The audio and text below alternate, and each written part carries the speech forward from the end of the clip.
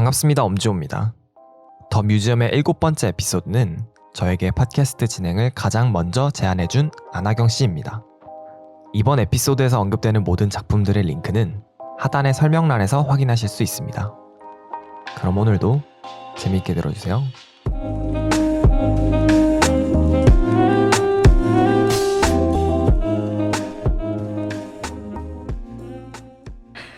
이렇게 되면은 녹음이 시작된 겁니다. 안녕하세요. 반갑습니다. 네, 에피소드 7입니다. 와, 저는 방금까지 에피소드 6을 편집을 하다 왔고요. 에피소드 5가 네. 방금 올라왔습니다. 오늘이 그쵸, 며칠이죠? 그쵸. 오늘이 5월 29일 금요일이죠. 더 뮤지엄 팟캐스트는 매주 금요일 오후 7시에 업데이트 되니까요. 또 하나 공지를 드리자면은 이제는 짧게도 영상이 올라가요. 봤어요. 너무 길어서 부담스러워서 못 보겠다는 분들이 계셔서 그 의견을 조금 고려를 해서 짧은 클립. 엑기스만. 그쵸. 제가 제일 재밌었던 부분 위주로 편집을 해서 올라가는 거예요. 굉장히 엄지호 위주. 아니요. 게스트. 그쵸. 뭐 제가 제일 재밌었던 그쵸. 게스트 의견을 안 받긴 했어요.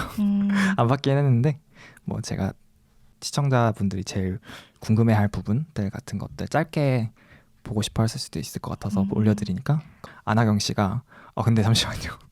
자기소개를 아직 안 하신 것 같은데 네. 죄송합니다. 저희 너무 신나가지고 그럼 혹시 자기소개 부탁드려도 될까요? 네. 저는 안녕하세요. 제 이름은 안하경이고요. 저는 현재 연세대학교 문화인류학과 재학 중이고 또 뭘 말하면 되죠? 오늘 어떻게 팟캐스트 나오게 됐는지? 제가 원래 한 달 전인가요? 한 달 조금 덜 되게였던 것 같아요.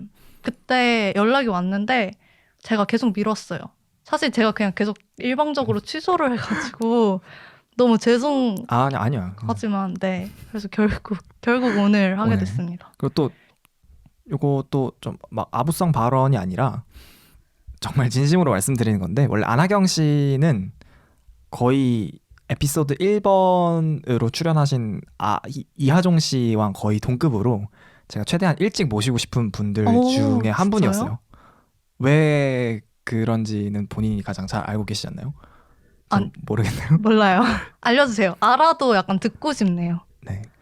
안 그래도 말씀드리려고 했는데 사실 제가 팟캐스트를 시작하게 된 동기부여를 가장 강하게 해준 사람이 셋 있다고 생각을 하는데 그 중에서 이제 뭐 기술적인 담당을 가장 많이 도와줬던 분이 에피소드 1에 나오셨던 이하종 씨고 좀 이 불을 당겼다 그래나? 팟캐스트를 너도 할 수 있어 라는 생각을 심어준 사람이 안하경 씨였어요. 아직도 카톡 있을 것 같은데 정말 뜬금없이 저한테 맞다. 무슨 맞아요. 기억나시나요? 네네네. 그 무슨 그 네이버에서 지원해주는 맞아요. 그 팟캐스트 오디오 네 맞아요. 네. 오디오 클립 그거 보내주면서 오빠 혹시 팟캐스트 잘할 것 같은데 관심 없어? 정말 무슨 저희가 예전에 팟캐스트 얘기를 했던 것도 아니고 제가 막 관심 있다고 얘기하고 다닌 것도 아닌데 정말 난데없이 보냈는데 저도 나 좋아 이렇게 말을 했었거든요. 맞다. 기억나요. 당시 제가 아마 군인이었을 거예요.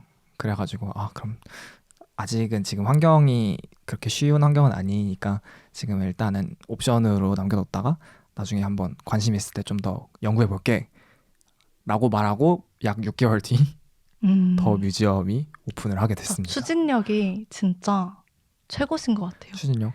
왜 추진력이 제가 좋냐 하면은 제가 알아요.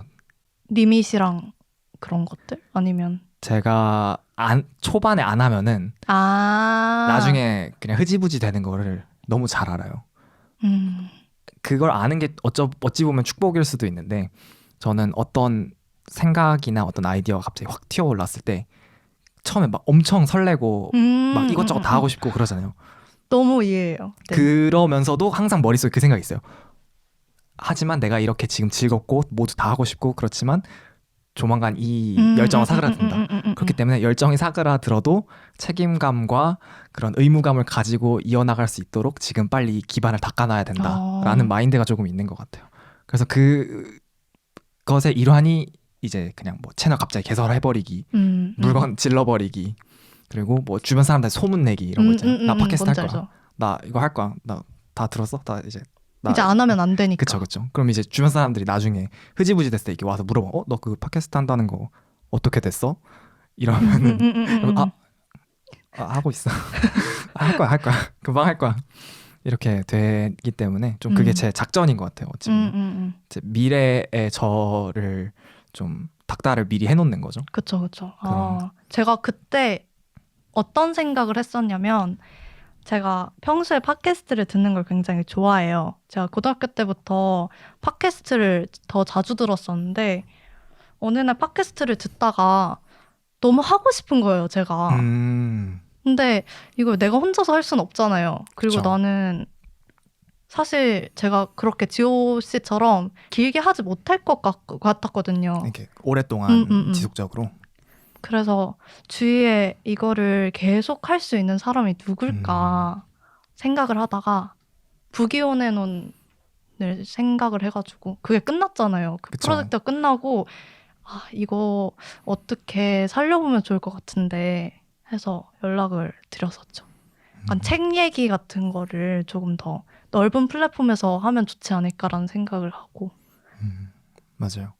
그때 같이 하자고 했었어요. 그랬던 것 같아요. 맞아요. 그래서 그때 막 네이버에서 지원해주는 그런 클래스 네. 같은 게 있어가지고. 맞아요. 그런 것도 알아보고 했었는데 아무튼 그때 주셨던 카카오톡이 나비 효과가 돼가지고 이렇게 더 뮤지엄이 되었고 뿌듯하네요. 또 앞으로도 이제 얼마나 더 대성할지는 모르겠지만 거기에 조그만한 지분은 이제 안하경 씨한테 있다고 항상 네, 유명해지면 저 까먹지 마세요. 이제 항상 기억하겠습니다. 항상. 여기 유재석이 앉아 계신다면 이제 거기 유재석 씨한테 제가 샤라웃 해드릴게요. 네. 제가 항상 안하경 씨라고 있는데 그분 제가- 덕분에 알겠습니다. 그러면은 담소는 좀 나누었으니까 네. 자기소개서를 한번 읽어보도록 하겠습니다. 네. 저 그거 되게 설레어하면서 썼어요. 사실 최대한 재밌게 하고 싶어가지고. 사실 이 팟캐스트 자체를 되게 엄청 기대하고 오시지 않았나요? 맞아요. 저번에 취소됐을 때도 막 하나도 화가 안 났던 게 너무 하고 싶어 하는데 정말 상황 때문에 못 가는 게 느껴졌거든요. 그래서 막 저 진짜 더 뮤지엄의 진심인 편. 진심인 편. 네. 그래가지고 화가 하나도 안 났어요. 막 진짜 누가 봐도 막 오기 싫어서 핑계 대는 게 아니라 너무 오고 싶어 하는 게 보이니까 그냥 그런 생각이 하나도 안 들었어요. 그냥 그래서 다행이다. 너무 걱정하지 않으셔도 되고 막 리허설도 혼자 해보고 그러셨다 그래가지고 맞아요. 좀 되게 웃겼어요 그게. 제 목소리 한번 녹음해보고 그랬어요. 진짜로 이렇게 말해야 되나 이러면서 그쵸. 발성 같은 거 막. 그쵸. 또 약간 뜬금없는 얘기일 수도 있는데 제가 오늘 이것저것 편집하면서 첫 번째 팟캐스트 녹음했을 때 제 목소리를 들었거든요. 지금 들어보시면 여러분들도 깜짝 놀라실 수도 있어요. 좀 많이 바뀌었나요? 많이 바뀌었어요. 되게 하이톤이더라고요. 괜히 약간 억지 내션 이라서 그런지 약간 열정 넘쳐서 그랬는지는 모르겠는데 긴장된 그런. 그럴 수도 있고요. 생각보다 목소리 톤이 지금보다 인위적인 느낌이 있는데 좋게 보면 이제 좀 많이 자연스러워진 거죠. 익숙해진 것 같아요. 저도. 아무튼 네. 그럼 자기소개서를 한번 읽어보도록 하겠습니다. 가장 윗칸입니다. 이름 안하경, 직업 학생, 생년월일 1999년 12월 28일, 그리고 이메일, 인스타그램 이렇게 적어주셨는데 생일이 진짜 늦네요. 맞아요. 12월 28일. 그러면은 제가 네네. 원래는 12월 10일인가? 출생을 했어야 했었는데 너무 나오기가 싫었나 봐요. 네. 그래서 되게 늦게 그것도 밤 10시에 나오셨는데 제가 중국에서 태어났거든요. 근데 중국에는 산부인과 의사분들이 그 당시에 되게 칼퇴근을 하셨나 봐요. 네네. 그래서 저는 의사 없이 태어났어요. 네. 정말로요? 네. 어머니 그렇게 옆에 도와주시는 네, 간호사 7분이랑 저희 엄마랑. 간호사분들은 계셨는데. 네네네. 그래도 그건 정말 대단하시네요. 그쵸. 어, 얼마나 겁나셨겠어요. 타지에서. 그렇죠. 네. 저도 사실 튀니지에서 태어나긴 했는데 이것도 제가 한번 말한 적이 있나요? 팟캐스트에서는 설명한 적이 없는 것 같은데 항상 말씀드리다시피 빠른 년생이라서 98년 2월 13일에 태어났는데 그게 한국 기준이 아니고 튀니지 기준이에요. 튀니지. 그러면은 한국 기준으로는 아마 14일로 넘어갔을 거예요. 그래서 가끔 농담할 때는 그렇게 막 한국 생일로 하면 좀 달라라고 말하긴 하는데 아무튼 한국 생일로 하면 발렌타인데이네요. 그쵸. 요것도 할 얘기가 되게 많은데 음. 아무튼 생일 선물로 초콜릿 되게 많이 그럴 봤는데 것 같다. 안 약간 그건- 발렌타인데이랑 네. 퉁치고 저도 크리스마스랑 되게 많이 그쵸. 퉁치시거든요. 그 얘기 하려고 했어요. 친구분들이. 그런 공휴일이나 아니면은 그런 날 특별한 날들이랑 생일이 겹친 사람들이 음. 그런 슬픔이 되게 많은 것 같아요. 어린이날 그쵸. 퉁쳐버리고 음. 생일이랑 퉁치고 크리스마스 퉁치고 그럴 것 같아요. 또 제가 아는 어떤 분은 너무 웃긴 게 11월 11일생이세요. 근데 자기는 빼빼로가 너무 받고 싶은데 아무도 빼빼로를 안 주는 거예요. 생일 챙긴다고 바빠서요? 그러니까 너는 어차피 빼빼로 되게 많이 받지? 오늘 생일이니까 사람들이 다 생일 선물인 양 빼빼로 줄 것 같아서 나는 너한테 다른 걸 줄게 하면서 다른 걸 준대요. 나는 빼빼로도 받고 싶은데. 되게 아이러니한 그쵸. 사람들이 되게 생각보다 되게 사려 깊으시대요, 주변 분들이. 저는 주변 사람들이 그냥 어렸을 때부터 항상 초콜릿 되게 많이 줬었거든요. 그냥 생일 선물 축하한다 이러면 스니커즈 하나 주고 막 마즈바 하나 주고. 그래서 저는 좀 그게 싫었어요. 참고하겠습니다. 네. 마즈바 참고하겠습니다. 마즈바랑 스니커즈에 참고하신. 알겠습니다. 그리고 전공 문화인류학과, 학교명 연세대학교. 네. 비고란에 뭐 배우냐고 묻지 말아요라고 되어 있네요. 이제 문화인류학과에 대해서 물어보는 건 좋은데 너무 네. 많은 사람들이 제 전공을 아예 모르세요. 그래서 인류학과인데 인류학과냐 이렇게 인류다. 물어보시거나 힘들 때 웃는 것은 인류다. 나는 인류인 걸 어떻게 아. 그러니까 배우는 과라고 막 생각을 하시고 되게 되게 특이하다. 농담이 아니라 정말 그렇게 물어보시는 분들이 있나요? 그쵸. 아, 진심으로 아. 너무 특이하다. 왜 그런 걸 배우지? 왜 2, 3류 1류 그쵸. 그런 식으로. 농담일 수도 있는데 약간 진담으로 받아들여지게 되더라고요. 너무 많이 들어서. 그리고 제가 사실 이거 바카스 이벤트에도 당첨이 됐었어요. 제가 그때 무슨 학과피로 그거를 댓글로 남겨달라는 페북 그 게시글이 있었는데 거기서 저는 필요하지 않아요. 아무도 제 학과가 뭔지 몰라서 아무도 관련 질문을 해주지 않는다. 이렇게 댓글을 달았는데 안쓰럽게 보셨는지 이제 당첨이 돼서 제가 바카스 100개를 받았었어요. 혼자 다 먹을 수도 없고 그냥. 그래서 이제 송도 기숙사에 동아리방에다가 다 갖다 놨죠. 그럼 다 되게 먹으라고. 전공답게 인류애를 신청하셨네요. 그쵸. 본의 아니게. 그러네요. 네. 저는 이제 대학교 오기 전에는 과에 대해서 잘 모르잖아요. 저는 진짜 모든 대학의 과가 다 정형화되어 있는 줄 알았거든요. 근데 이제 대학교 와서 보니까 또 같은 걸 배우는 과더라도 대학교별로 이름도 다르고 그쵸. 또 다양한 것들이 어떤 식으로 묶여 있냐에 또 따라서도 이름도 다르고 하잖아요. 네네네. 근데 문화인류학과는 사람들이 잘 모른다고 생각을 하시는데 저는 문화인류학과를 사실 고등학교 때 학원 다니면서 선생님 한번 말씀해 주셨어요.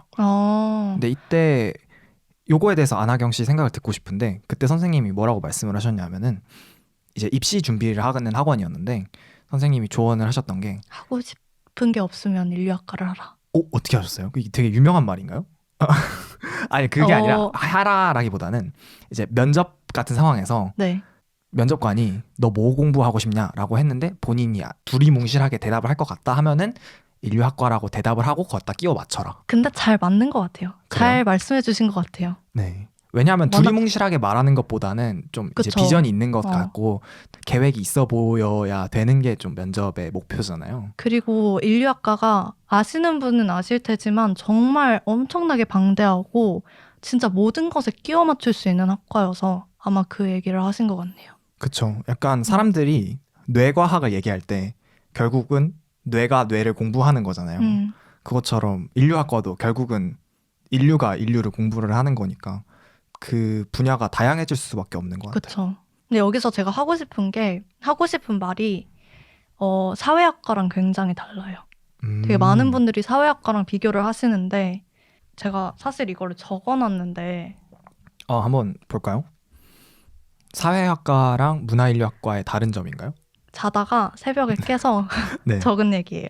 사회학이 살아가는 것에 대한 것이라면 인류학은 살아내는 것에 대한 것이다. 라고 제가 잠결에 쓰고 다시 잠에 들었습니다. 무슨 뜻인지 아시겠나요? 아니요. 아니 근데 그러니까 되게 멋있어요.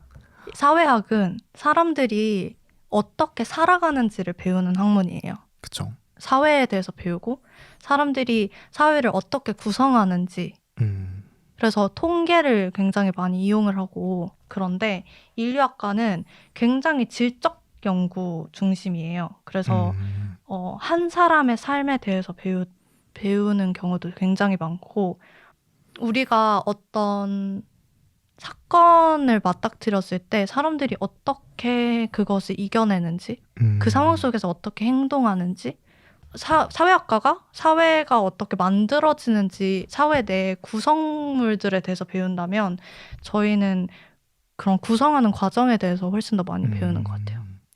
이런 건 되게 잘 자세히 찝어주시는 게 진짜 많이 도움이 될 것 같아요. 시청자분들한테. 사실 왜냐하면은 저는 제 전공 바깥으로 넘어가기 시작하면 뭘 공부하는지도 잘 모르고 경영학과 경제학과 분이 주변에 진짜 많은데 둘 차이 하나도 몰랐거든요. 저는 되게 간단하게 이렇게 요약해 주시니까 도움이 많이 되는 것 같아요. 저는 한번 경제학과 친구가 경영하고 경제의 다른 점은 수학이 있냐 없냐다 뭐 이렇게 100% 정확한 말은 아니지만 좀 그런 식으로 간단하게 요약을 전공자가 해주는 게 되게 다른 전공에 대한 이해를 키우는 데 도움이 많이 됐던 것 같아요. 그럼 제 전공이요? 네. 제 전공이 나노과학공학과랑 정보 인터랙션 디자인이거든요. 일단 말하는데도 정말 오래 걸리죠. 그렇죠. 저는 다른 전공 좀 역사가 오래된 학과를 공부하시는 분들이 가끔 부러울 때가 사실 저희 나이대의 친구들이나 아니면 조금 더 위에 분들이랑 이야기를 할 때는 전혀 소통에 문제가 없는데 저는 아직도 저희 할머니 할아버지한테 제 전공 설명 못 드려요. 그러게 너무 어렵죠. 특히 나노는 나노과학 같은 경우에는 네, 나노가 뭐예요? 혹시 로봇 같은 거 만드시나요? 아니죠. 로봇은 건드려 본 적도 없고 굳이 설명을 드리자면 좀 네. 신소재 이제 나노 단위로 들어가는 이제 재료 단위들의 이제 뭐 분자들이 어떻게 조합하냐에 따라서 재질 같은 게 달라질 수도 있고 뭐 방수 재질을 만드는 뭐 방수 재질의 특징 간단하게 설명을 하면 그런 재질들에 대해서 공부하는 수업들도 많고 아니면 전자 물리 쪽이랑 비슷한 것도 되게 많이 배워요. 이것도 근데- 저 처음 알았어요 오늘. 근데 요런 것들을 이제 나이 드신 분들한테 저는 전자과학공학이에요. 저는 전기전자예요. 이러면은 전기전자 이렇게 하시고 저는 화학과예요. 화학 이렇게 말씀을 하시는데 나노과학공학 이렇게 말씀하시면 그게 뭐야? 나노 디자인도 정보 그냥 디자인도 아니고 정보 인터랙션 디자인. 디자인. 요거는 이제 인터랙션이니까 상호 소통이잖아요. 네. 그러니까 일방적인 디자인이 아니라 그냥 보여주고 시청하고 이게 끝이 아니라 시청하고 있는 아니면은 그거를 경험하는 이제 유저라고 하죠. 유저가 정보를 서로 그 객체랑 주고 받는 것을 뭐라고 표현해야 돼? 설계하는 설계를 한다고 표현하면 될 것 같아요. 그런 걸 공부하는 학문인데 이런 걸 어떻게 저희 할머니 할아버지한테 설명을 드려요? 그렇죠. 이거보다 훨씬 더 길게 설명을 드려도 이해를 못 하시니까 그게 가끔 부러울 때가 있는 것 같아요. 사실 저희 동년배들도 정확히 이해를 못 할 텐데. 그렇죠. 네, 말씀하세요. 질문해도 돼요? 네, 말씀하셔도 돼요. 어쩌다가 NSC 공부하다가 어쩌다가 디자인을 생각하시게 된 거예요? 되게 둘이 너무 다른 분야여서. 요거를 물어봐 주시는 분들이 가끔 있는데 맞아요. 되게 다른 전공이에요. 겹치는 부분이 하나도 없다고 하나도 저는 없죠. 생각. 네. 하나도 없죠. 나노공학을 공부하면서 기계공학을 공부하는 친구들도 있고 복수 전공으로 컴퓨터를 복수 전공하는 친구들도 있고 뭐 생화학을 전공하는 친구들도 있는데 디자인을 하는 친구는 저 말고 한 명밖에 못 봤어요. 근데 그게 왜 그랬냐면은 저는 이제 사실 입시할 때 고민을 많이 했었어요. 여기를 넣으면은 이제 나노를 넣으면은 스펙도 훨씬 좋고 면접 때도 내가 좀 더 잘 알 것 같고 붙을 확률이 훨씬 높다. 여기는 하고 싶은 것도 많고 요거는 정말 관심이 많지만 포트폴리오도 없고 면접이 나오면 잘할 자신도 없고 정말 공부해보고 싶고 정말 그런 포텐셜은 많은데 붙을 확률이 너무 낮다라고 생각을 해서 결국 이 둘 중 잠깐 고민하다가 나노공학을 선택을 했는데 아쉬운 거죠. 그쵸. 그래서 제가 종종 말씀드리는 게 이제 입시를 할 때 전공을 고르는 거는 진짜 순수하게 자기가 하고 싶은 게 뭐다 라기보다는 이제 좀 상황적인 조건들을 많이 고려를 하잖아요. 저가 그랬던 것처럼.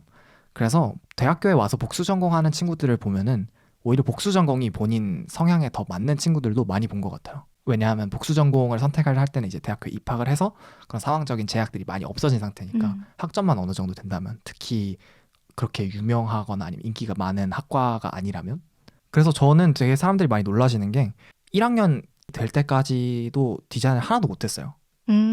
그러다가 1학년 여름방학 때 확 그때 공지가 공부를? 올라왔어요. 아, 공지. 우리 과잠 디자인 네. 하는 사람들 모집한다. 하나도 못해도 상관없으니까 해볼 사람들 들어와라. 근데 그때 옆에 있던 친구랑 얘기를 하면서 나 이거 할까 말까 했는데 그 친구가 해보고 생각해 라고 말을 해줘서 그때 그 팀에 들어가게 돼서 정말 많이 배우고 자신감도 생기고, 그때 이제 내가 디자인한 것들을 사람들이 입고 다니는 그런 쾌감, 주변 사람들한테 야 저거 내가 만든 거다 라고 말할 수 있는 그런 기쁨을 느끼게 된 이후로 이제 손을 못 놓고 있죠. 그게 시초였군요. 그쵸. 지금 사실 연대를 잘 아시는 분들이라면 아실 테지만 굉장히 많은 동아리들의 GOC의 손길이 담겨 있어요. 그렇죠. 제가 RC 하우스들이랑. 하우스들의 로고들이나 각종 동아리들의 로고들, 티셔츠들을 많이 디자인을 했었습니다. 근데 저도 디자인을 잘 모르지만 디자인은 역시 몸을 던지면서 배워야 되는 것 같아요. 그럼 잠깐 여기 댓글 많이 말씀을 해주셨는데 댓글 한번 잠깐 읽고 가볼까요? 저희가 이렇게 말씀하시는 동안 댓글을 정말 많이 달아주셨는데 댓글 봐달라고 거의. 할머니 디자인 네. 모르셔서 그냥 예쁜 거 만든다고 했는데 그쵸? 예쁜 거 만드는 거죠. 막 나노는 작은 거 다루는 기술이고 디자인은 예쁜 거 만드는 거, 이렇게 말씀을 드리라고 하시는 분들도 있고요. 네, 오늘 정말 댓글이 많네요. 오늘 그러게요. 댓글창에 정말 제가 평소에 이렇게 많이 달리지 않아서 제가 되게 가끔 확인을 하는데 댓글창을 오늘 댓글로 수다를 떨고 계시네요. 오늘 다양한 분들이 라이브를 참여해 주셔서 너무 기쁩니다. 아무튼 그러면 또 자기소개서 계속 읽어봐야겠죠? 네. 항상 설명드리다시피 여기 학력이 있고 능력이 있고 경력이 있는데, 능력에 속독이 있는데 이제 못함이라고 적어주셨네요. 제가 능력 저거 칸이 되게 길어요. 네네. 저걸 다 채우고 싶어가지고 아. 오기 때문에 진짜 별 이상한 것들도 다 넣고, 이제는 못하지만 이전에 할 수 있었던 할수 것들도 다 있었던 것들. 넣었습니다. 그렇죠. 그것도 능력이죠. 요거에 괜한 오기를 느끼시는 분들이 있는 것 같더라고요. 저는 진짜 아무 생각 없이 그냥 한 요 정도면은 넉넉하지 않을까? 부족하지는 않게 만들자라는 생각으로 그냥 되게 많이 드린 거고, 한두 줄만 채우셔도 상관이 없는데 진짜 꽉꽉 채워서 주시는 분들이 많아요. 되게. 근데 속독을 되게 네. 오래 하셨네요. 2004년부터 2016년까지 하신 거예요? 제가 책을 본격적으로 읽기 시작한 순간부터 네. 제가 읽는 걸 굉장히 좋아하고, 제가 네네. 어렸을 때 말이 굉장히 느렸어요. 지금도 말을 잘 못하는 편인데 되게 신기하게 읽는 건 좀 수준이 굉장히 정말요? 높았던 편이어서 이렇게 어. 제가 말하기가 되게 아니요. 쑥스러운데 되게 다들 의아해 하셨어요. 그래서 제가 초등학교 4학년 때 쓴 영어 에세이들을 보면, 제가 국제학교를 다녀서 다 영어였거든요. 네네. 근데 에세이를 쓰거나 아니면 영상 같은 걸 보면 진짜 너무 말을 못하고 너무 쓰는 것도 진짜 괴랄하게 쓰고 문법도 다 틀리고 그랬는데, 읽는 건 제가 고등학교 책을 그때 읽었어요. 되게 특이하죠. 네. 저는 반대로 말하는 거를 지금 보면 아시겠지만 말을 그렇게 빨리 뗐다고, 제가 믿으실지 안 믿으실지 모르겠지만 두 돌 때 한글을 뗐어요. 와, 거의 강하오 그 게리 아들 그럼 거기도 그런 느낌. 거기도 이제 아버지가 래퍼셔서 그런 걸 수도 있는데, 저희 어머니도 이제 언어적인 능력이 굉장히, 아버지 어머니 둘 다 뛰어나시거든요. 그 유전자를 물론 이제 제 동생도 받았겠지만 저는 그것 때문에 2돌 정도 됐을 때 태어난 지 이제 24개월 정도 됐을 때 한글을 떼셨다고. 이게 정말 진짜 대단하다. 근데 사실 그 동생분도 굉장히 말을 잘하시잖아요. 되게 찰진데. 네, 맞아요. 네, 저희 가족 중에서는 제 동생이 말하면 항상 잘려요. 근데 제 동생도 지금 보고 있어서 조금 말씀드리기 좀 민망하긴 한데 동생도 인정할 거예요. 동생이 정말 본인 친구들 사이에서는 정말 너무 재밌다고 칭찬받고 말을 어떻게 이렇게 찰지게 하느냐, 이렇게 너 너무 센스가 좋다라고 얘기를 듣지만 이제 저희 가족 4명이 있을 때는 항상 타이밍을 뺏겨요. 말하는 타이밍을. 항상 말하다가 조금이라도 재미없어지면은 저랑 어머니가 이렇게 치고 들어오고. 이거 사실 동생분한테 직접 들었어요. 네네. 그래서 지호 씨 이상형이 그렇게 말 끊임없이 티키타카 하는 사람이라고 네, 저는 저는 들었습니다. 재밌고 말 잘하는 사람을 좋아하는 것 같아요.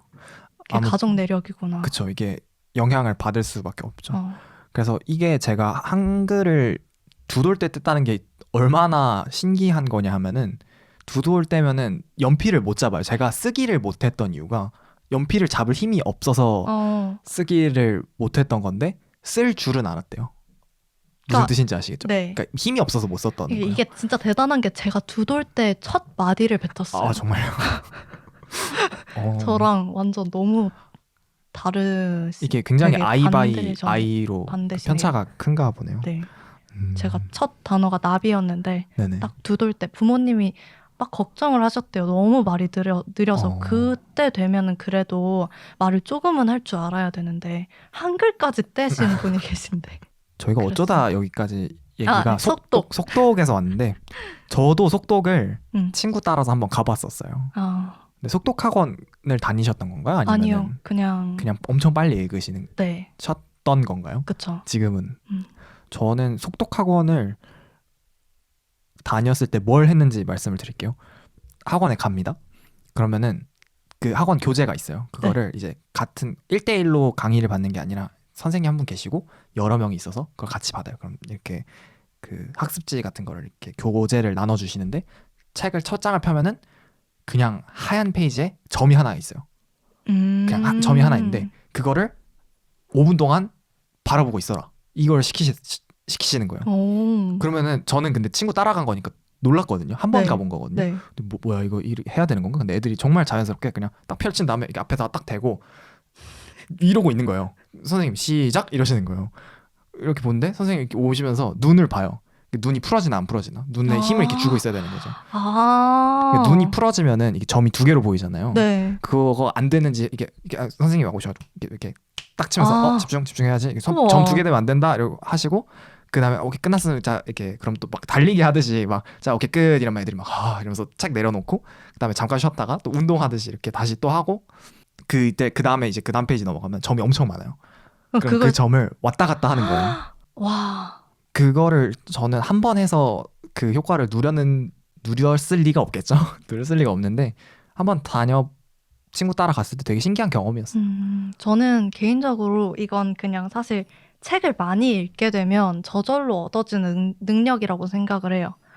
왜냐하면 책을 많이 읽고 책을 되게 좋아하게 되면 이 책을 읽으면서 약간 먹는 거 좋아하시는 분들은 이거 먹으면서 다음 먹을 거 생각하시잖아요. 약간 난 지금 점심을 먹고 있지만 저녁 뭐 먹지? 이런 기대감. 근데 그게 약간 책에서 오는 것 같아요. 내가 이 책을 얼른 끝내고 다음 책을 빨리 봐야지 이런 거. 저는 늘 읽고 싶은 책 리스트가 있었거든요. 그래서 옆에다가 책을 쌓아놓고 봤어요. 그래서 이거를 없애는 거에 너무 큰 희열을 느꼈던 것 같아요. 어렸을 때. 안 그래도 책 이야기를 하면 자신 있다고 하셨잖아요. 네. 그리고 또 방금 부기혼해놓은 얘기가 나와서 말인데 책을 얼마나 읽으시는지 궁금해요. 제가 능력이 없어졌다고 했잖아요. 그리고 네네. 속독을 2016년까지라고 제가 능력이 제가 새내기 때네요. 꽤 옛날인데요. 네, 고등학교 때 네네. 네, 저한테 있어서는 고등학교 때 제가 책을 안 읽기 시작했어요. 그래서 지금은 책을 진짜 안 읽어요. 정말로요? 되게 많이 읽으실 줄 알았는데. 아니요. 아, 네. 이젠 아닌가요? 작년에 1년에 두세 권 읽었나? 네. 아까까지만 책 이렇게 없애는 게 즐겁다고. 그러니까 그게 즐거웠는데 고등학교 때부터 책을 읽어야 되잖아요. 과제로. 맞아요. 과제 때문에 책을 많이 읽어야 되는데 그것 때문에 부담이 너무 커가지고 제가 되게 고등학교 1학년 때 엄청난 좌절을 느낀 적이 있어요. 제가 책을 그래도 되게 잘 읽는다고 자부를 해왔고 초등학교 때부터 고등학교 책을 읽으면서 컸는데 이 리딩을 읽는데 하나도 이해가 안 되는 거예요. 그러니까 작가가 무슨 말을 하려는 작가의 의도를 파악하기가 너무 어려운 거예요. 그래서 나는 글러 먹었구나. 내가 너무 책을 그러니까 책을 읽는데 너무 의미 부여를 하지 않았구나. 약간 말이 이상한데 내가 책을 읽을 때 내가 왜 읽는지, 작가가 이 책을 왜 썼는지, 내가 이 책을 읽으면서 뭘 배우고 얻어야 되는지를 잘 고민하면서 읽었어야 했는데 그런 습관이 하나도 없었구나 느꼈어요. 그때. 그래서 그때부터 책을 느리게 읽는 연습을 하기 시작했어요. 제가. 느리게 읽는 법. 제가 한- 얘기를 네. 들으면서 네. 생각난 이야기가 너무 많아서 네. 뭘부터 뭘 말씀드려야 될지 모르겠는데 일단 첫 번째로는 저는 그 말에 너무 공감을 했던 것 같아요. 책에 의무감을 느끼기 시작하는 순간 안 하게 돼요. 정말 재밌어서 한 거잖아요. 사실 제가 하는 대부분의 일들은 제가 진짜 재밌어서 하는 거거든요. 팟캐스트도 마찬가지고 너무 재밌어요. 근데 만약에 갑자기 팟캐스트를 하다가 너무 진행하는 게 어렵고 이게 의무감처럼 느껴지고 내가 못한다고 느껴지면 이게 술술 책이 안 읽히는 거잖아요. 술술 읽히다가 그러면은 정말 동기부여가 안 될 것 같아요. 맞아요. 그렇기도 하고 또 두 번째로는 저는 책을 하려던 얘기를 까먹었네요. 네. 아까 마지막에 무슨 얘기 하셨죠? 제가 느리게 읽는 법을 맞아요. 연습하기 시작했다고. 제가 책을 부기온의 논이라는 책 리뷰 페이지를 군대에 있는 동안 진행을 했었는데 그게 간단하게 모르시는 분들한테 말씀을 드리자면은 책을 180cm를 쌓아서 읽는 거예요. 그러니까 쌓아놓고 읽었다는 게 아니라 읽으면서 센티미터를 재가지고 그거를 180이 되는 거를 목표로 잡았어요. 권수나 이런 거를 잡은 게 아니고 되게 색다른 챌린지고 재밌었는데 근데 그 책을 읽으면서 좀 의무감을 느끼기 시작을 하니까 너무 힘든 거예요. 처음엔 책이 읽는 게 즐겁고 새로운 내용을 배우는 게 너무 행복하고 이래서 시작을 했던 건데 어느 순간 보니까 그 두께를 채우려고 책을 잡고 있는 제 자신을 발견을 하더라고요. 근데 그럴 때 굉장히 도움이 됐던 책이 있었는데 이동진 독서법 아세요? 몰라요. 이동진 독서법이라는 책이 있는데 독서에 관한 책이에요. 그러니까 책에 관한 책인 거죠. 근데 거기 있는 말 중에 하나가 책을 꼭 다 읽으려고 하지 않아도 된다는 말이 있었어요. 책을 꼭 첫 장부터 시작해서 단어 하나하나 다 곱씹은 다음에 마지막 글자를 읽고 책을 덮는 것만이 독서가 아니다. 중간에 펴서 스르륵 읽고 재미없네 하고 덮는 거. 읽다가 흥미가 떨어져서 다음 책으로 넘어가는 거. 아니면은 좋아하는 글귀만 다시 한번 보는 거. 그런 것들도 다 독서의 일부다. 라는 말이 있었거든요. 그 말을 듣고 독서에 대한 부담감이 정말 없어졌어요. 되게 좋다. 그 말을 저는 책을 읽을 때 항상 생각을 하는 것 같아요. 그래서 만약에 책을 읽는데 재미가 없어요.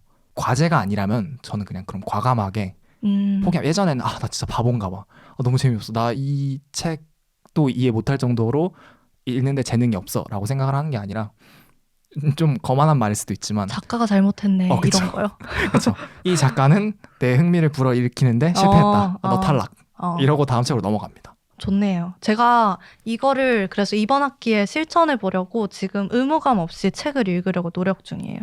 제가 소설을 굉장히 좋아하는데 항상 죄책감을 느꼈거든요. 아무 의미 없는 책인데 여기에 무슨 특히 막 로맨스나 그 미스터리 노블 같은 경우에는 안에 사실 그렇게 큰 의미가 들어있진 않잖아요. 진짜 순전히 재미를 위한 책인 경우가 굉장히 많은데 그런 책들을 읽으면서 죄책감을 느끼지 않고 그냥 재미있게 책을 읽으려고 요즘 노력 중입니다. 맞아. 책은 재밌으려고 읽는 거죠.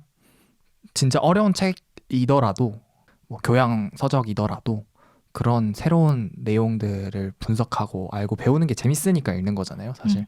아니면 그런 지적 포만감을 느낀다던가. 그러니까 책을 읽으시는데 다들 부담을 좀 덜셨으면 좋겠어요. 방금 저희가 맞아요. 이야기한 내용을 듣고.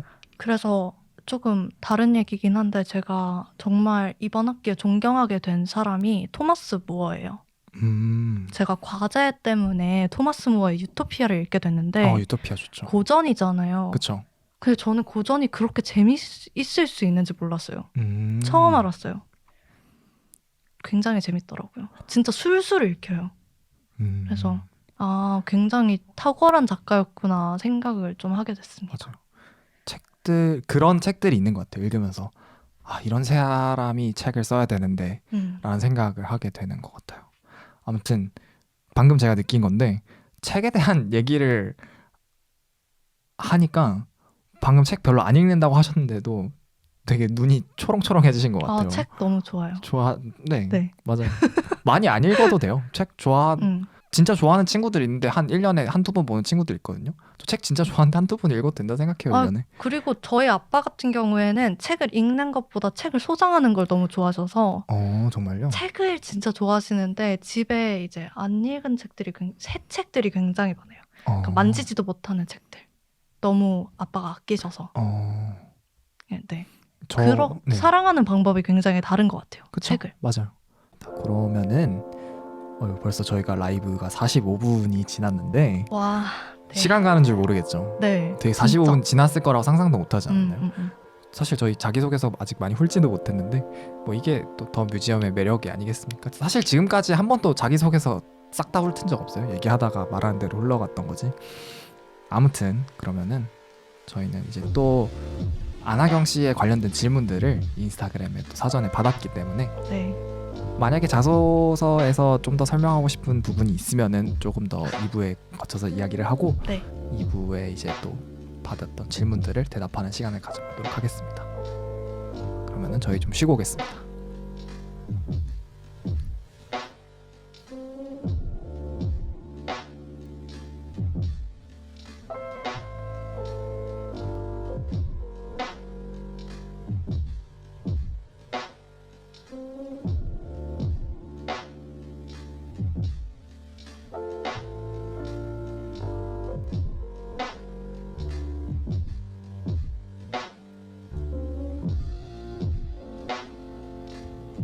네, 그럼 저희 잘 쉬고 돌아왔습니다. 사실 쉰다고 하고 라이브로 이제 댓글 달아주시는 분들이랑 얘기 많이 나눴는데 혹시 만약에 유튜브만으로만 더 뮤지엄 듣고 계시는 분들 있으면은 가끔 인스타그램 확인하셔서 라이브 시간 확인하시고 같이 오시면은 저희가 가끔 대답도 해드리고.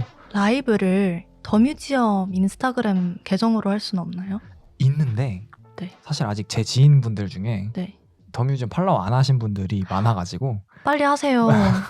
빨리 하세요. 뭐 하시는 거예요? 여러분 때문에 더 뮤지엄을 못 넘어가잖아요. 그래서 기준이 있어요. 제 본 계정 팔로워 수보다 그 더 뮤지엄 계정 팔로워 수가 더 많아지면 거기로 넘어가도록 하겠습니다. 더 많은 사람이 볼 수 있는 게 기준이니까요.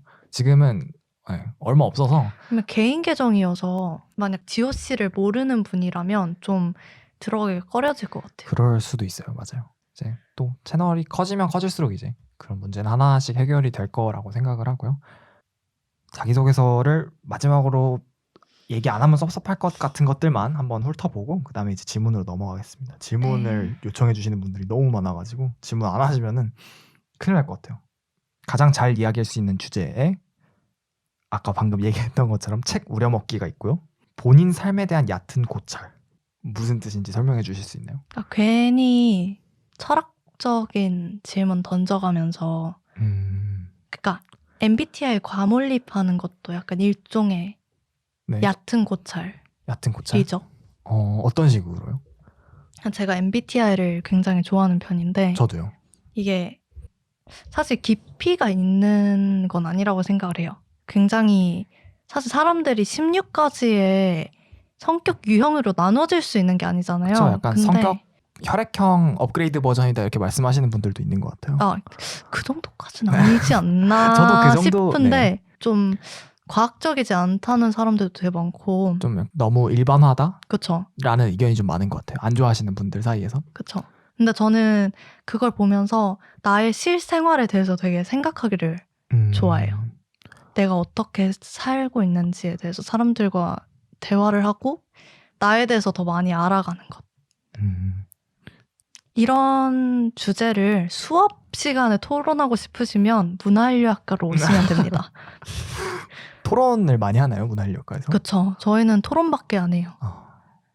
저희가 다루는, 특히 사실 인류학과가 방대하다 보니까 그쵸. 각 학교마다 취급하는 인류학 그게 다르고 네. 약간 성격도 굉장히 다른데 저희 학교의 문화인류학과는 굉장히 controversial, 논란의 여지가 많은. 논란의 여지가 많은 주제들을 되게 많이 음. 얘기를 하면서 우리가 현 시대에서 이것들을 어떤 식으로 해석을 해야 될지에 대해서 되게 많이 얘기를 하는 것 같아요. 아무튼 네, 넘어가겠습니다. 다음 이야기로 넘어가도록 하겠습니다. 근데 아무래도 시청자분들이 질문 답변을 하는 거를 너무 원하시는 것 같아서 아, 네. 질문으로 넘어가고 자기소개서 혹시 얘기 안 해서 섭섭할 정도로 좀 중요한 이야기들이 있으면 다시 돌아오도록 하겠습니다. 그러면은 이 질문은 안 하면 혼날 것 같아요. 인생책 얘기를 아까 라이브 하다가 잠깐 나왔었는데 말하면 안 된다고, 껴놔야 된다고 말하고 지금 팟캐스트에서 설명을 드리려고 하는데, 네, 단도직입적으로 꼽을 수 있나요, 인생책을? 그럼요. 그 몇 가지가 있는데 제가 굉장히 사랑하는 책들이 있고 저로 하여금 지금의 나를 만든 책이 있어요. 그러니까 뭔지 알죠? 알죠. 제가 굉장히 사랑하는 책은 자기 앞에 생이라는 책이에요. 작가분이 제가 작가 이름을 외우지를 못해가지고 잘. 에밀 씨의 그리고 이분이 로맨가리가 작가인데 이분이 이 책을 낼 때는 작가 이름을 바꾸셨어요. 아, 필명을 쓰신 건가요? 쓰셨는데 잠시만요. 그 필명이 기억이 안 나가지고.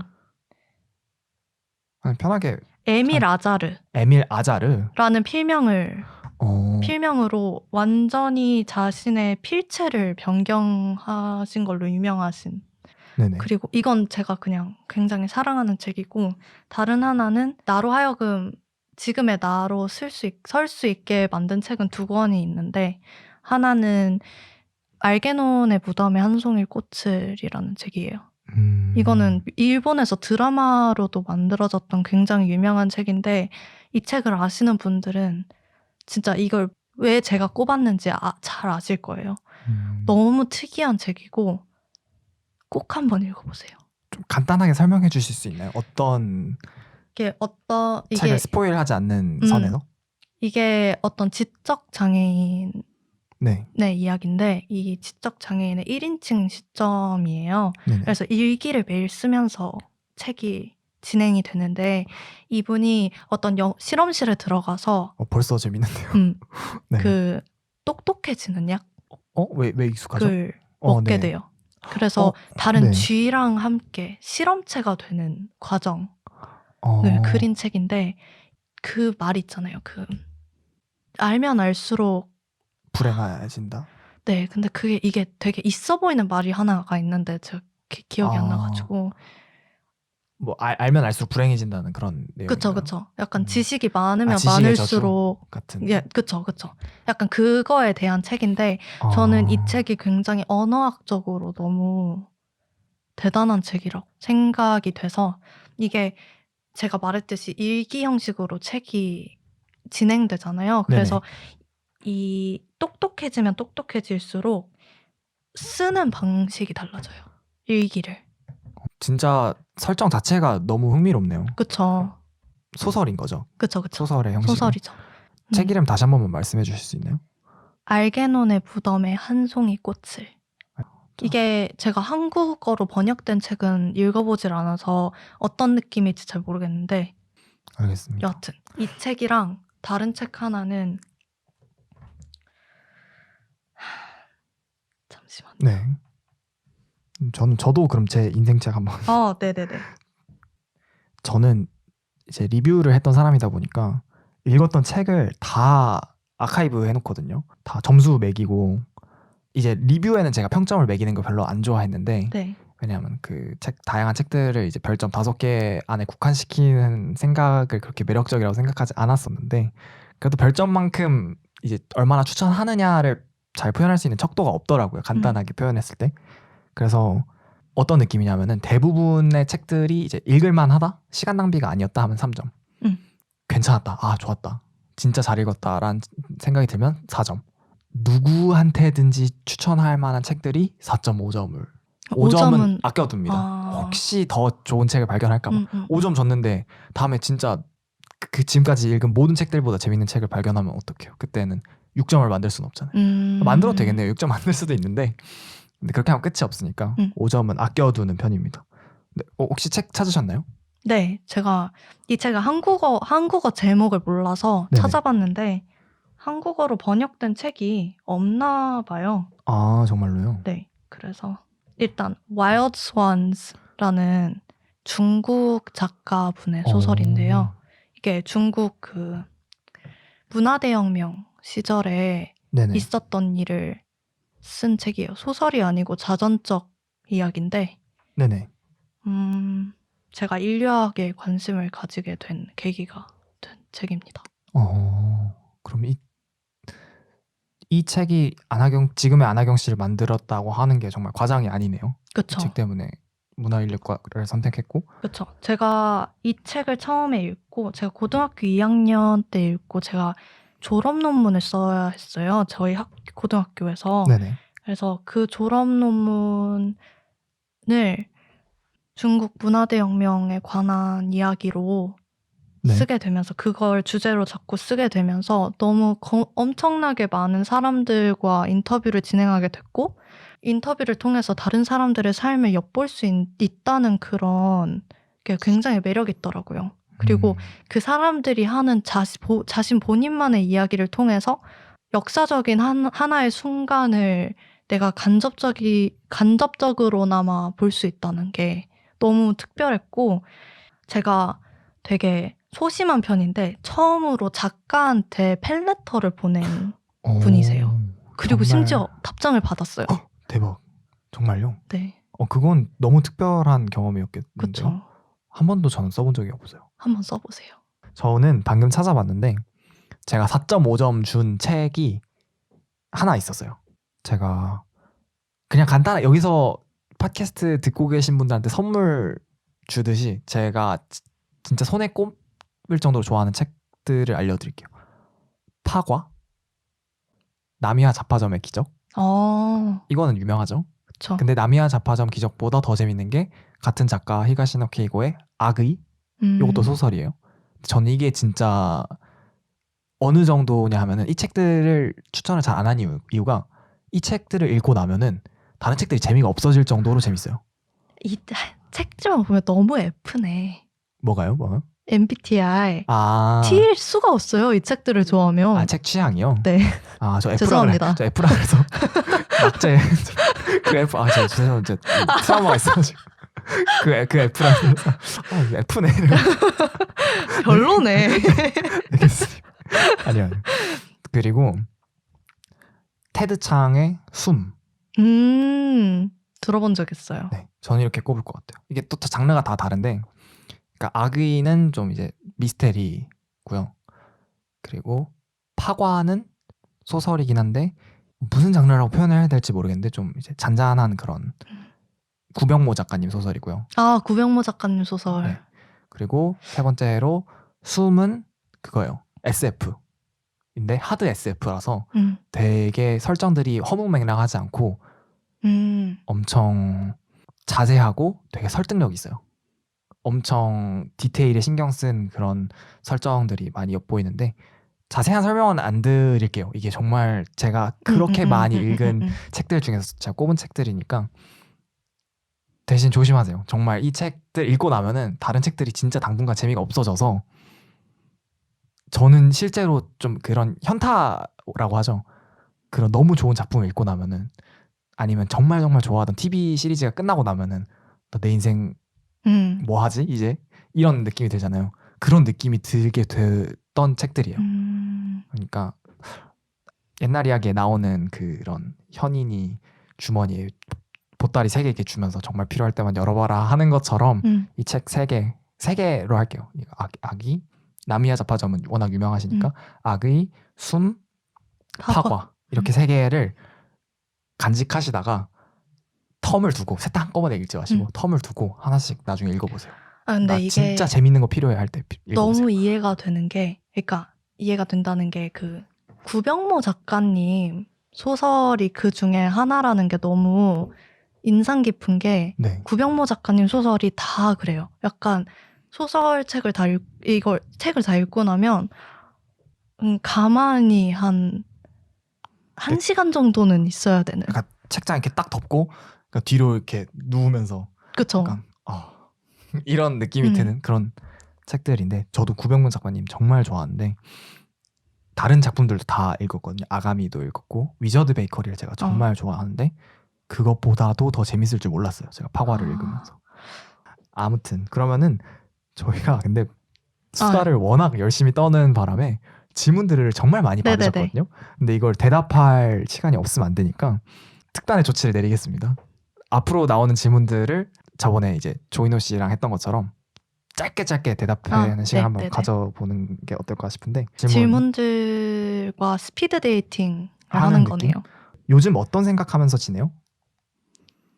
아무 생각 없이 지내요. 살면서 처음으로. 그런 계기가 있나요? 특별한? 아니요.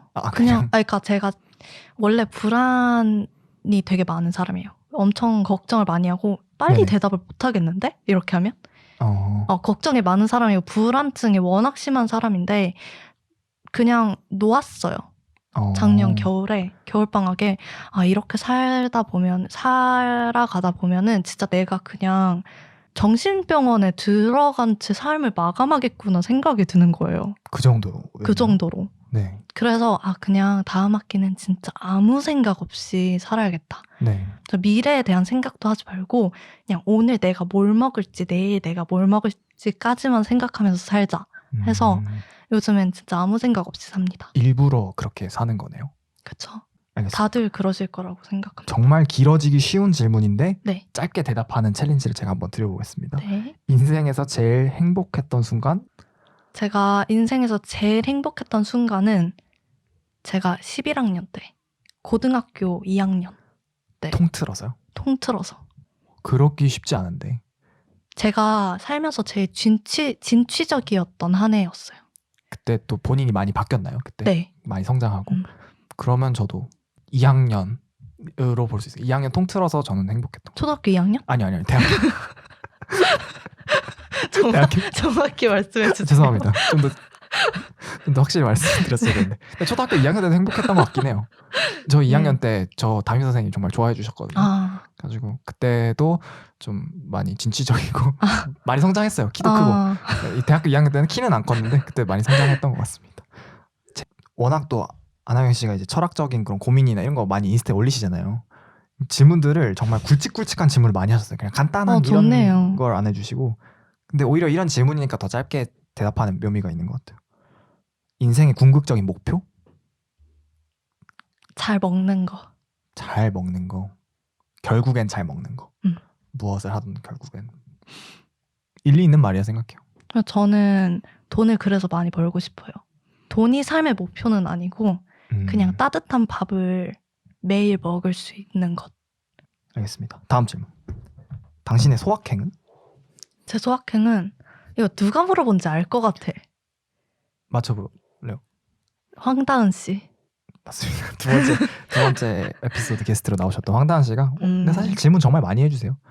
안하경 씨뿐만 아니라 지금까지 나왔던 대부분의 게스트들의 질문 한 50%는 황다은 씨가 질문을 정말 너무 해주셨어요. 대단하신 분이세요. 네, 항상 감사하고 있습니다. 질문 많이 해주면 기분 좋거든요. 제 요즘에 소확행은 레시피 찾아보는 겁니다. 음식 레시피인가요? 네. 밥? 네. 제가 부엌이 생겼어요. 몇 년 만에 생긴 건가요? 그러니까 혼자서 나의 부엌은 처음. 인생 처음. 네. 제가 자취를. 네. 기숙사 살면은 부엌을 갖기가 너무 힘들잖아요. 그쵸. 공용 부엌은 내 부엌이 아니잖아요. 그쵸. 쓰기도 어렵고 그쵸. 내가 자주 쓰는 물건들 이렇게 하기도 어렵고. 그렇죠. 네, 제가 지금 자취를 하고 있는데 네네. 음식 요리를 배우는 게 너무 즐거워요. 레시피를 찾아서 약간 만들어서 너무 맛있게 될 때 그 행복. 요즘 굉장히 먹을 거에 네, 많이 맞습니다. 집중되어 있으시네요. 할 일관성 게 있어서 그것밖에 없어요. 싸강인데 먹으면서 사이버강의 듣고 그쵸. 네 끝나면 또 힘들어서 먹고. 일관성 있어서 좋은 것 그렇습니다. 같아요. 저는.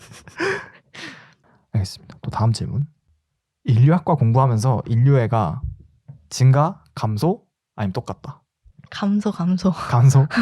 100% 감소. 제일 인류애가 감소했던 상황이 기억이 나나요? 수업이 기억이 나는데 네. 지난 학기에 일본 문화 연구라는 수업을 들었어요. 근데 네네. 그게 일본 문화를 연구를 하는 수업이 아니라 정치 체계에 대한 수업이었거든요. 이게 인류의 감소를 불러일으켰다기보다는 내가 믿고 있었던 나의 가치관들이 다 산산조각 나는 느낌의 수업이었어요. 그래서 인간이 진짜 내가 생각했던 것보다 더 이상한 존재들이고 갈피를 못 잡는 존재들이구나 느꼈던 수업. 그게 천황제에 대한 수업이었어요. 일본의 정치가 천황제에 얼마나 의지하고 있는지에 대한 수업이었는데 그걸 들으면서 진짜 지금 내가 믿고 있는 가치관들이 다 굉장히 상상의 가치관들이구나. 이렇게 설명하면 이해를 못 하실 것 같아서 좀 조심스러운데 아니요. 만들어진 거구나 라는 생각이 들었어요. 그러니까 뭐 예를 자연스러운 게 아니라 그쵸. 주입된 그쵸. 그런. 그쵸. 알겠습니다. 복수 전공을 한다면 어떤 과? 저 지금 영문 복전 준비하고 있습니다. 준비라기보다는 지금 몇 학년이시죠? 제가 2학년 2학기요. 그럼 딱 복전 타이밍인 그쵸. 거네요. 그쵸. 영문. 혹시 그냥 간단하게 왜 영문인지? 제가 언어학을 하고 싶었었어요. 저 원래 사실 언어학 지망이었는데 네네. 연대 언어학과가 없어서 뭘 넣지? 하다가 그냥 인류학 넣지 뭐 해서 인류학 넣었는데 원래는 언어학. 그럴 수도 있군요. 아무튼 그럼 저는 본 전공을 정말 못합니다. 안타깝게도 저도 잘하고 싶은데 그런가요? 알겠습니다. 그렇다고 복수 전공을 잘하는 네네. 것도 아니고 그냥 둘 다 좋아. 연계 전공. 좋아하는. 연계 그쵸? 전공이네. 맞아요. 연계. 빵개. 빵개 전공. 요즘 무엇을 기대하면서 사나요? 내일 먹을 거. 아주 일관성 있네요. 몰래 듣는 띵곡? 몰래 듣는 띵곡 같은 건 없는데. 전 다 굉장히 대놓고 듣나요? 네. 제가 저한테 맞아요. 공유 많이 하시는 것 같아요. 네 음악 계정이 따로 있어요. 제가 인스타그램 요즘에 계정인가요? 좋아하는 곡들을 링크 남겨드릴까요? 그러셔도 좋고요. 네. 네. 알겠습니다. 이거 띵곡 궁금하신 분들은 요거 질문하신 분 꼭 찾아가서 팔로우하세요. 이미 팔로우하고 하시고 있을 수도 있는데 그렇죠. 아직도 질문이 많아요. 화이팅. 정말 많이 해주셨는데 너무 좋네요. 앞으로의 목표는? 짧은 것도 되고 인생 목표도 된대요. 아까 말씀하셨던 그 먹을 거. 그렇죠. 먹을 거. 다음 주에도 맛있는 걸 매일매일 먹으면서 지내기. 딱 한 번쯤은 요리해보기. 자, 근데 사실 겹치는 질문이 생각보다 많아서 이 질문이 아마 마지막이 될 수도 있을 것 같네요. 사람은 언제 죽는다고 생각하시나요? 저는 네. 근데 죽음에 대해서 저는 얘기하는 걸 되게 좋아하는 편이에요. 원피스 혹시 보시나요? 원피스 예전에 되게 유명한 말인데 네. 사람이 언제 죽는다고 생각하느냐? 뭐 독버섯을 먹었을 때도 아니고 총알에 심장이 뚫렸을 때도 아니고 사람들에게서 잊혀졌을 때다라고 말을 했는데 그 말을 저는 되게 감명 깊게 한낱 만화에서 나온 말이 아니라 저는 정말 그 안에 있는 철학을 되게 존중하거든요. 굉장히 많은 사람들에게 감동을 불러일으켰던 네, 말이죠. 저는 그 말을 정말 좋아해요. 정말 좋아해요. 숨이 끊어진다고 죽는 게 아니잖아요. 그런 말을 하잖아요. 셰익스피어가 작품을 남김으로써 immortalized 되었다라는 말을 하잖아요. 네. 한국말로 하면 이제 불멸화되었다라고 표현하듯이 그런 작품을 남기는 것이나 아니면 본인의 철학을 소멸되지 않는 형태로 남기는 것이 어느 정도는 그런 불멸의 영역에 닿는다고 생각을 해요. 저는 약간 좀 불멸이라는 그 주제에서 좀 벗어나는 얘기인데 저는 네네. 죽음이 굉장한 축복이라고 생각해요. 저는 그래서 장수하라는 말이 절대로 축복이라고 생각을 하지 않아요.